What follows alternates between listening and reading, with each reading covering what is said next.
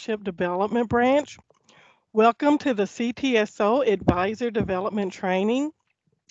Thank you for joining us for today's session, Engaging Members in Community Service, presented by Ms. Frisa Carver and Mrs. Kristen Kirkland. Please mute yourself and turn off your video. Hopefully this will give us better reception. We will have questions and answers at the end of the presentation. You may unmute yourself and turn on your video to ask questions at the end. At this time, I will turn it over to the presenters. Thank you. All right. Thank you again for everybody joining us this afternoon. My name is Kristen Kirkland, and I am the State Director for Skills USA Kentucky. And I'm Risa Carver, the State Advisor for FCCLA in Kentucky, Family, Career, and Community Leaders of America. And we're so glad to have you here today.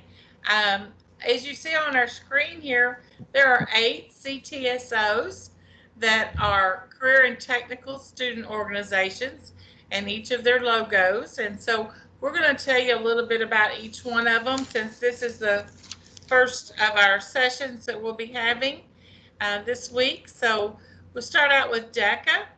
And DECA is an organization that prepares emerging leaders and entrepreneurs in marketing. They are in high schools and colleges around the globe. They're a comprehensive learning program, and they prepare the next generation to be academically prepared, community-oriented, professional, responsible, experienced leaders. And then their values, competencies, innovations, integrity, and teamwork. And it is affiliated with the marketing pathway within the business and marketing program areas. Then we have Educators Rising, which is a student-led organization for those who are interested in education and training, known as Future Educators of America, or formerly known as FEA. And they are open for middle and high school students interested in the field of education-related careers. They have the opportunities to participate in projects that assist and recognize educator practices through local, state, and national conferences, as well as performance-based competition. Then FBLA, which is an organization of Future Business Leaders of America, and they inspire and prepare students to become community-minded business leaders in a global society through relevant career preparation and leadership experiences. The members develop essential soft skills, demonstrate business expertise through high-level competitions, create career portfolios, enhance their knowledge with the world-recognized skills certification, and have access to select college scholarships. They are also affiliated with the business and marketing program area, and they can be students within the middle, high school, and post-secondary schools. My field, which I am, as I said, an advisor for Family, Career, and Community Leaders of America, or FCCLA, is for students to pursue careers that support families. Its mission is to promote personal growth and leadership development through family and consumer sciences education, and we focus on the multiple roles of family member, wage earner, community leader. Members develop skills for life through character development, creative and critical thinking, interpersonal communications, practical knowledge, and career preparation with the family and consumer science education program areas. And they are also servicing middle and high schools students. FFA, FFA is a student enrolled in agriculture education courses, and their mission of FFA is to make a positive difference in the lives of students by developing their potential for premier leadership, personal growth, career success, and through career agriculture education. FFA seeks to develop future leaders for the food, fiber, and natural resources industries by helping students develop leadership, communication, and teamwork skills. FFA members have an opportunity to practice the skills that they've learned within middle and high school programs. HOSA is another one of our CTSOs, which is Future Health Professionals, or HOSA. They prepare students for careers in the health profession. The mission of HOSA is to empower HOSA future health professionals to become leaders in the global health community through education, collaboration, and experience. And they are an organization that is to develop leadership and technical HOSA skills, competencies through a program of motivation, awareness, and recognition, and an integral part of health science education in the middle, high, and post-secondary schools. And then last but not least, well, almost next to the last, is Technology Student Association. And TSA is what they're known for, and it enhances personal development, leadership, and career opportunities in science, technology, engineering, and math, or STEM, competitions and related programs that are members are able to apply and integrate these concepts through their co-curricular activities. And the diversity of activities makes TSA a positive experience, and it is affiliated with the engineering, technology, education, information technology, computer science, media arts program areas within the middle and high school programs. And there's one more CTSO that Miss Kristen, as she said, she is part of, or the director of Skills USA. And at this time, I'll allow her the opportunity to talk about skills. Alrighty, thank you. So Skills USA Kentucky is a partnership of teachers, students, and business and industries all working together to ensure that the students are ready for the workforce. So it really empowers the students to become world-class citizens and world-class workers that are ready for the career. So as we continue on with the school year or in person, there are a few things. Let's see.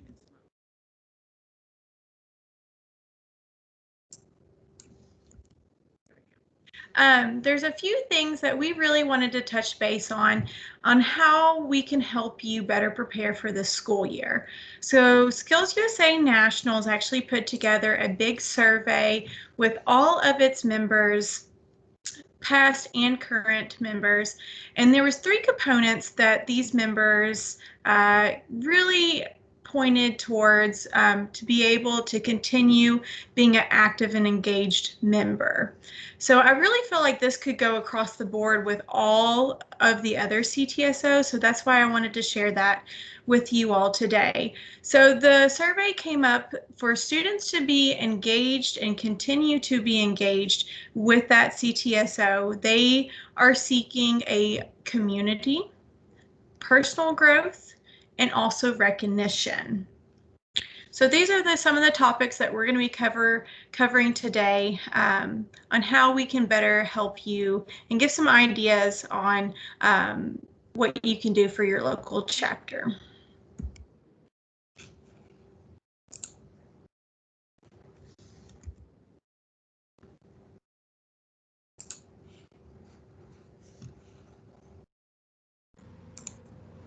The first part we're talking about is their community. So how do your local chapters establish community? If you will, please answer in the chat part of the screen. It should be like a little conversation cartoon. You should click on there and you should be able to ask your questions. But when we're talking about a community, it's basically we're looking at establishing when people come together to work or provide a need. And so what are how do your chapters establish community, or where do your chapters establish a community? I can't get it out. If you will answer in the chat room. Anybody?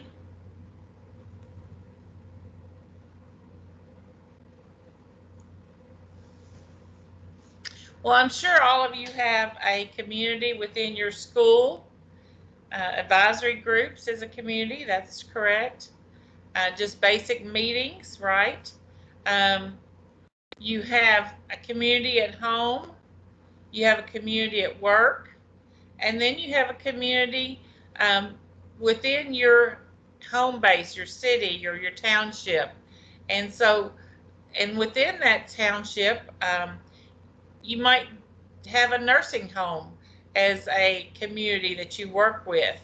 So I know some of you, yes, this is definitely your first year, so you haven't really gotten those communities developed yet, I'm sure. But a community will help you throughout your first year once you get that established and get some partnerships going to find that out. And we as CTSO, as most of the activities that we mentioned in my description of all the CTSOs, with us being a co-curricular, that means that we can actually do form communities within our classes. And so that might be something that you want to look at doing and having them to do a project, because we are a student organization that is one that you have to meet after school, because you're applying what you teach them in your classes to be able to use those skills in their student organization. So, Kristen, you want to talk about the next section?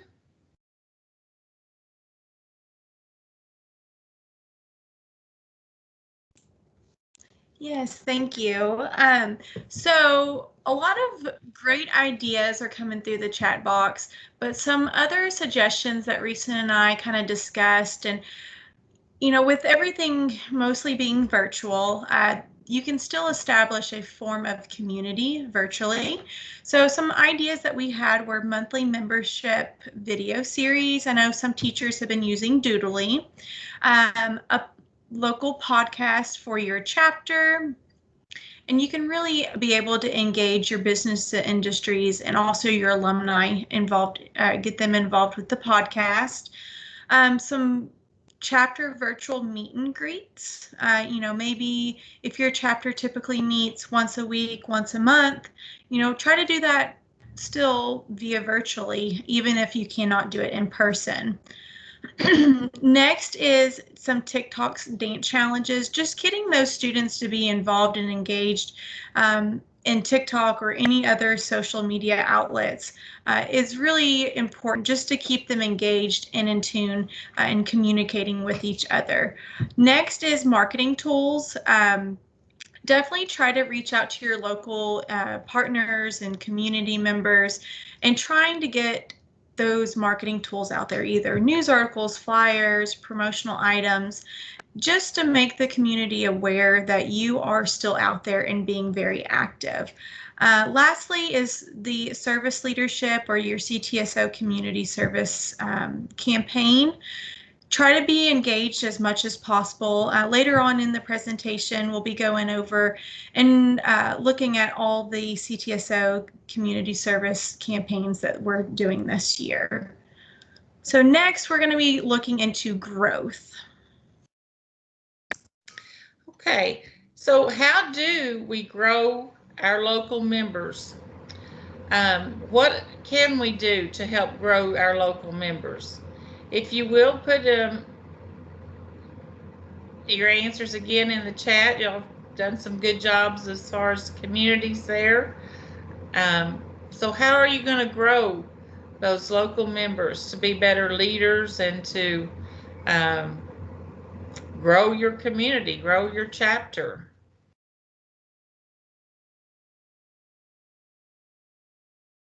It's very important that in order to do that, you have to get them excited about it. And the more they get excited about a project and ownership of it themselves, the more they are going to probably get their friends to help out and to grow. And if they're excited about it, they're more willing to do things and take on that leadership role.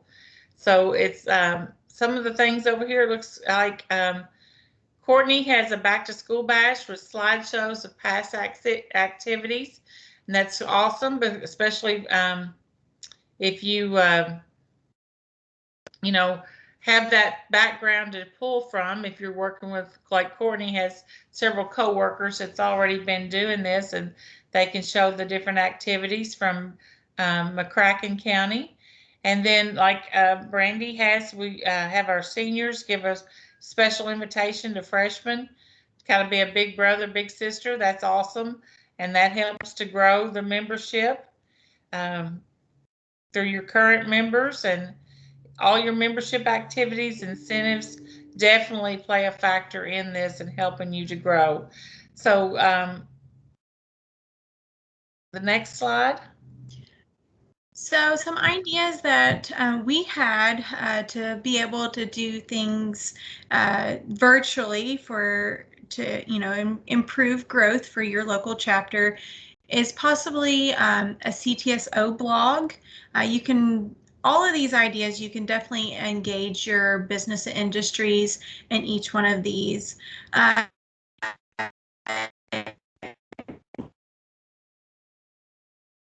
Is Ask Me question. These are two really good ways to engage your alumni members and your business industries joining your virtual classes or hybrid classes, however they look. So it really gives your students that one-on-one of what am I going to do after high school? What is that going to look like? So you don't have to do that in person. You can definitely do that virtually. Next is the program of work. We actually have a training later on this week about program of work. So I definitely would recommend joining in on that training if you have any questions. Next is the CTSO week. Definitely be involved. If you've not been involved in it beforehand, I encourage you to be involved.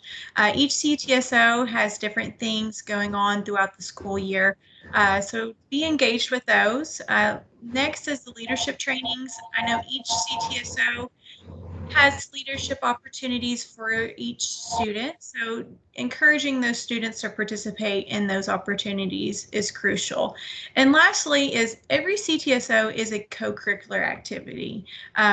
So I recommend partnering up with another CTSO that's in your school or in your county, and definitely utilizing both resources and activities or business industry panels.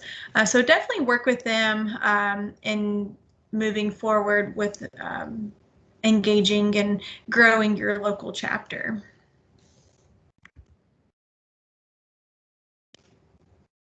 Okay, so as the survey said, we also need recognition for all that involvement and growth that they develop. So how do we recognize our local chapter members? How were you recognized when you were maybe in high school that made you want to do more activities? If you will share that in the chat room for us there. I know, when we think of recognition, we usually think of medals, maybe a certificate or pins, like Rhonda said, or student spotlights. So, a student spotlight is not necessarily something that they actually take home with, but yet they're able to be seen and be recognized for their activities that they're doing. Point systems are excellent there as another awesome activity for students. But do they always have to receive something every time they get do an activity? I know we're kind of in an extrinsic society where, we think we have to have some form of recognition, but sometimes it may be just self-satisfying is enough to know that that they made a difference in someone's life, or they helped someone. That servant type leadership that students sometimes need, that intrinsic reward, and to know that they did make a difference, and they don't have to have something in return, or to show something tangible that this is what I did with that project. They can just write it on their resumes, and that verbal awards sometimes can mean a lot too. If you just give them a verbal thank you for participating and being a part of um, whatever project that you did with them, or whatever they might have been in charge of, and just giving them that recognition of being a good team player verbally, so that you don't want to be out a lot of cost, because a lot of times when you are doing community service type projects, it may cost as it is to um, make donations and so forth. So we want to make sure that those things don't always have to be recognized with something that might be costly to you as a chapter. So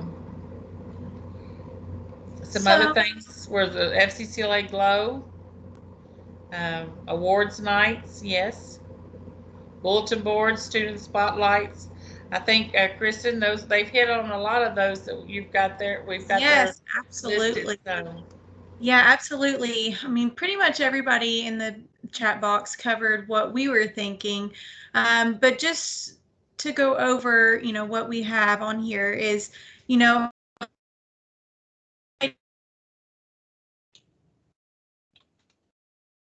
or members of the office, student highlights, like Risa was saying, they don't have to have something tangible, but public recognition is huge with our students.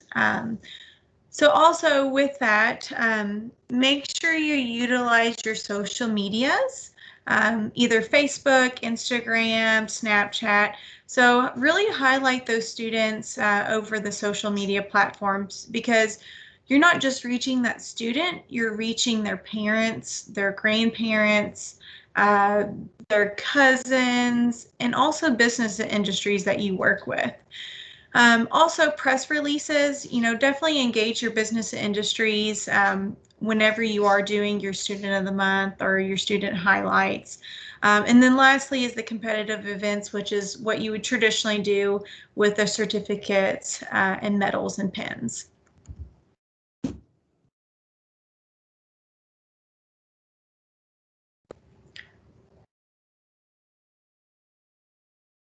So next we'll move into community service.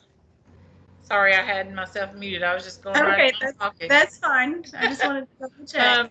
So as we have already talked about how to help those students to grow, one of those things is through community service projects. And community service means work done by a person or group of people that benefits others. So in doing a community service project, you want to benefit those students and allow them to use the opportunity and things and activities that you do to help build their resume. And part of that gives you an opportunity to help others. It gives them the ability to gain experience and new skills to improve their community and make it a better place for the next generation to come through. It also helps them, give them a chance to make new friends.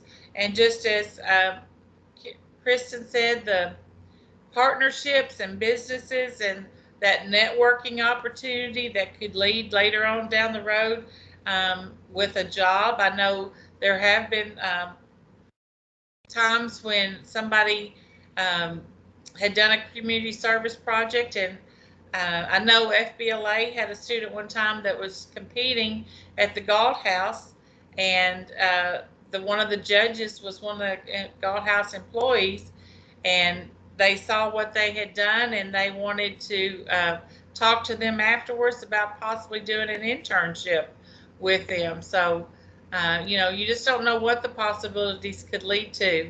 And it does definitely create a personal growth, or cause personal growth among those students when they can see and look back in pride in what they have accomplished and what they have done to make a difference in their community. And as it says, you do not get paid to do a community service um, in most cases. And so your own community needs to be able to reap the benefits of your work when you do a community service. And the next slide talks a little bit about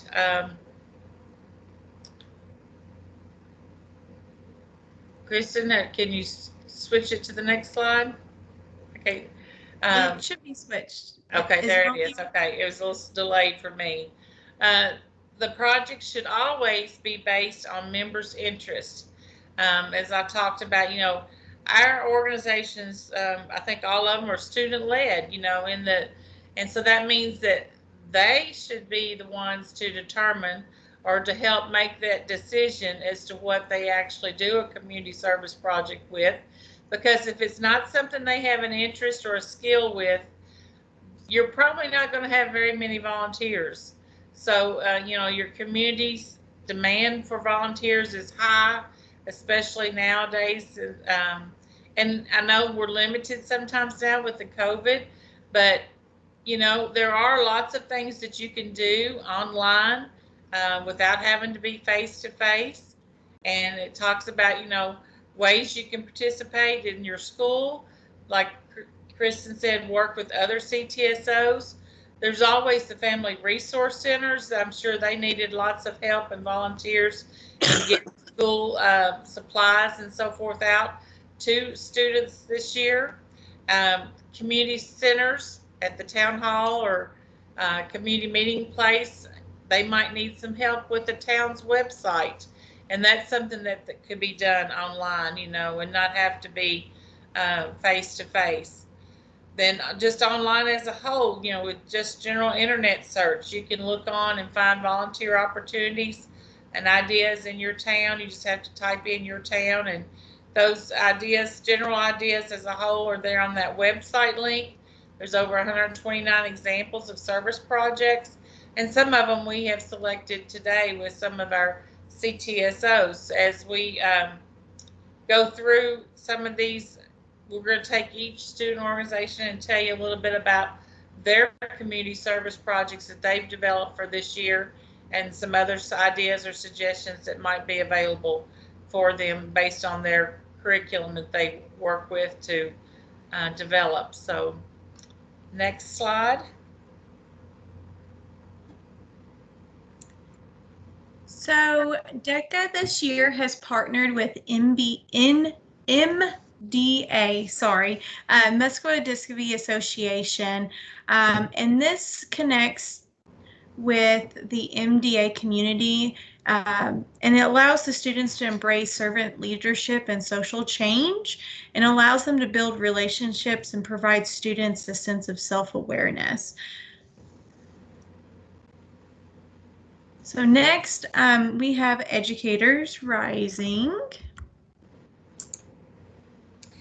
Educators Rising is doing a lot of literacy type projects, like with the book donations and doing some literacy awareness type things. And so they're even doing some tutoring, which could be done online. I'm sure there's a lot of parents out there that would love for your students to tutor their students online, and that would help them to become teachers or to have a little bit of a basic knowledge of how it would be to be a teacher. They're also doing some hygiene item collections for both students and staff or faculty that are in need, like with all the PPE kinds of hand sanitizers and Lysol wipes. And I know elementary schools really need the tissues and so forth. So I'm sure that that's something that you could easily collect and drop off at your local schools, and I'm sure they'd be glad to provide those. I think next is FBLA. Yes, so FBLA this year's state project is Bridging the Gap. So below at the bottom, there's examples of implementing that. So it's involving your professional division members as a guest speaker for your class, networking with middle level chapters, NTI buddy system, and then also nursing home and assisted living pen pals. So those are some suggestions that they have given for bridging the gap. And then My Love, which is the FCCLA's state project this year, is the Ray of Sunshine Foundation. And this is a brand new foundation that was developed by the former state officer Taylor Ray Nolan and her family. Developed this foundation as Taylor unfortunately took her life as she was a junior in college. And so they wanted to start a foundation to help to eliminate the stigma of mental health, promote some positive activities of kindness, increase access and resources to support social and emotional health. And our goal this year for Kentucky is to bring smile clubs and resources to help schools in Kentucky to fundraise and advocate for the mental health.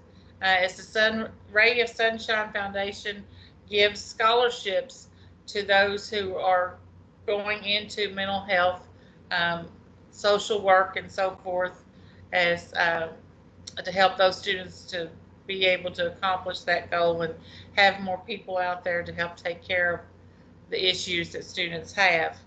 And some of the activities that we're going to be doing is we have a collaboration website. There's also a Share a Smile name tags for members, as studies have shown that if a student is called by name, then they're more likely to feel a part of something rather than just a blank face down the hall. Then they can put that name and face together. And we're also doing a Smile Week during Smile September. Actually, September is like a suicide prevention month, but we are calling it Smile September. And with the SMILE, they each stand for an acronym. For S is Share Your Story Monday. So we ask that students share their stories. M is Motivational Tuesday. I is I Can Wednesday, and that is to show something that they're proud of for themselves. L is Leaders Let Your Light Shine, and E for Friday is Encouragement Friday, and that's going to take place the week of September the 27th. So I hope you all will take a part of that and get encouraged. And if you see things on the Facebook and hashtagged, you'll know that that is a great activity for us. And then the National um, Lead for Change, which some of you may already be a part of Lead for Change. In other student organizations I know have participated in this. It is a curriculum that teaches student leadership program and gives students the opportunity to lead, create, and implement team projects designed throughout and to meet a need in their school, local, or global societies. So that's our national service project as well.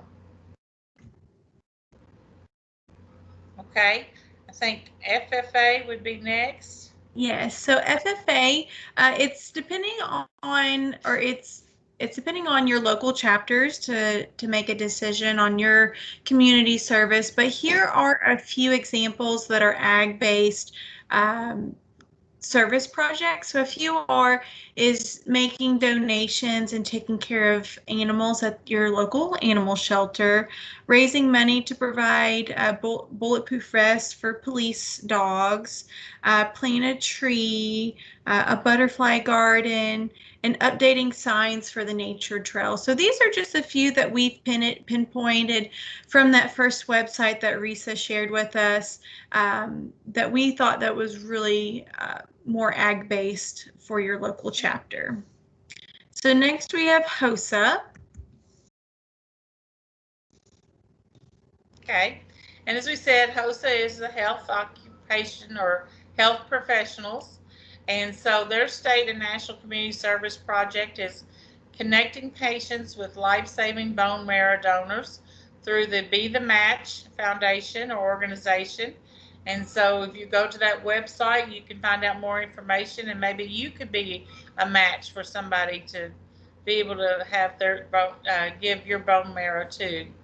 And then their state hosts a community service project, which I'm sure all of you have heard about, the Ronald McDonald House, which their mission is to provide the home and support that allows families to stay together while they focus on healing of their sick children at a critical time.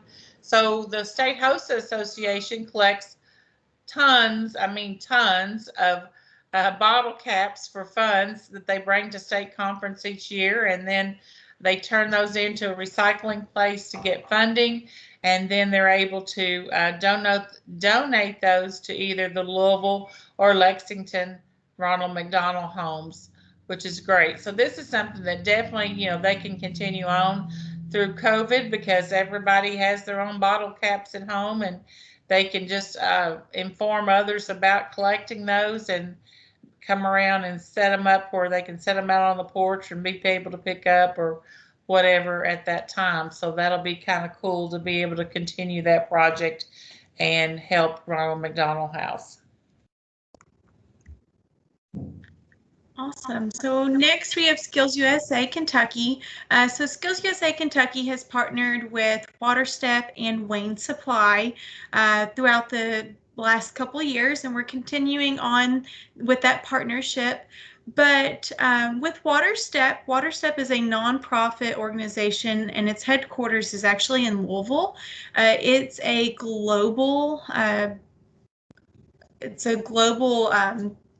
resource for communities that have experienced natural disasters. So what they do is they ask for donations of shoes, so gently used shoes, and then they actually resell those shoes, and with the profit they make water filtration systems, and they're able to train and ship these water filtration systems across the globe. So what they're asking chapters to do is collect shoes, so you can have your students drop them off at the school or however best fits for your local chapter, and you will have to deliver it to your closest Wayne Supply, and they'll get it to actually the WaterStep location in Louisville. So Wayne Supply has a really good trucking system in between each locations, so they're able to put on those extra couple pairs of shoes or bags of shoes and get it to the right location. So I look forward to working with them again this year. It's been a huge partnership over the last couple of years with Skills USA and WaterStep and Wayne Supply. And it just so happens that TSA is our last CTSO, as they are in alphabetical order. No reference made necessarily, but TSA is a technical student association, and state chapter project, they are to be determined still, as their officers haven't been able to meet to determine that. But the National Community Service Project is dedicated to helping people who face cancer. So they're helping the American Cancer Society, and their website for that is located there.org. And you can find out information on research and patient services, early detection, educating others about the American Cancer Society, and I'm sure they'll take donations as well to help toward that cause as a community service project. Okay, so that's all of our community service projects, and then Kristen's got our contact information there.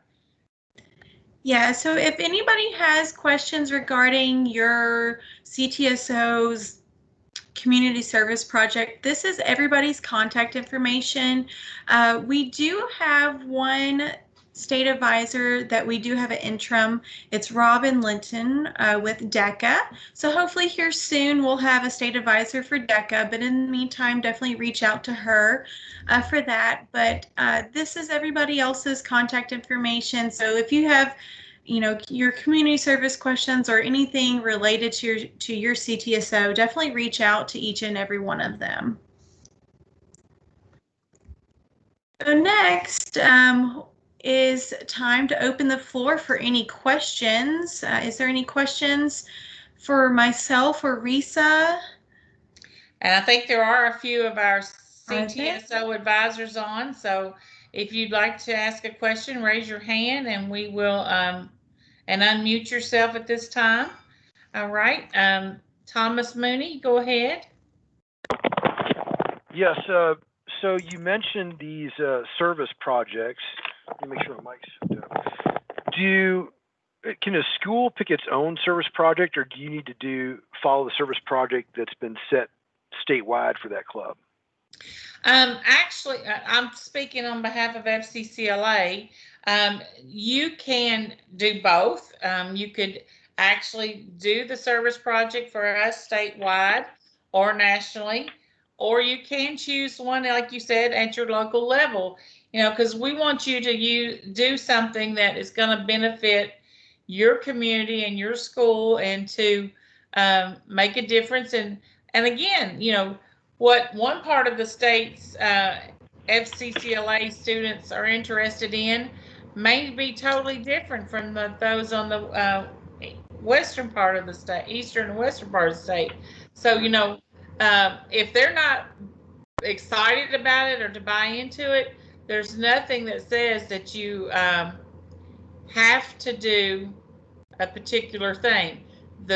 I think most CTSOs probably just promote a certain project. I know last year or one year, when last year we had pennies for patients, and then last year we had sepsis as our state project. So some chapters continued on with the pennies for patients, because that's something their students really enjoy doing, and collecting pennies and having penny wars and so forth, and donating that to the Sepsis Foundation. So, I mean, to the, that, not syndrome, I can't think of the name of it. But anyway, do you look up pennies for patients? It tells you what that goes. Leukemia Society, that's what it is. So, and then some went ahead and did the sepsis, and some went ahead and did both, So, and I think, as Elizabeth's saying, that local projects can be selected for HOSA as well. TSA, they encourage schools to follow the state and national, but they also allow for the local projects. So, I think in most cases, there's nothing that says you can't do a different community service project each month if you wanted to. You might be a little busy with that, but if you have students that have something dear to their heart that they want to make a difference in, then I don't see anything wrong with that. And one of the service projects might be, collection of litter on the road. And that's something that, if you do adopt a highway or something, then, that's something that a lot of times it has to be ongoing, because you kind of sign a contract for those. But you also probably would want to be able to do a little bit toward whatever the state or national is as well. I know with us, if you do ours, then you get points toward that in our honor roll recognition. So, as a chapter. Did that answer your question more than you wanted, probably? No, I think that's good. I mean, what I'm looking at is I'm planning on starting Skills USA, and we don't have any student organizations right now. We're all getting ready to start it at the same time. Right. I'm looking to collaborate with some other teachers, so I don't have to do it all myself, because and plus, Skills USA seems to encompass a lot of different pathways, which is helpful. But I like this idea of using how a service project can be shared between different student organizations. It might be a good way to help us all get started. And there's a lot of need just in our I teach at Shawnee, and there's a lot of need just in that local neighborhood. It seems like there's probably a lot of opportunities for do service and improve the image of the school within that neighborhood, which there's a lot of need to do that too. Definitely, I'm sure. There's nothing that says that you can't collaborate together, because, like, well, last year we didn't do it, but there used to be where all CTSOs work together with the Unite to Serve projects. Had the literacy and career pathways and so forth with that. So, that's something that you all can still continue among yourselves with all the CTSOs, in your school. Another question is, how are we able to get a certificate of attendance for this meeting? Robin, I think I'm correct in that you will be sending them a certificate after they attend all the meetings. Is that correct?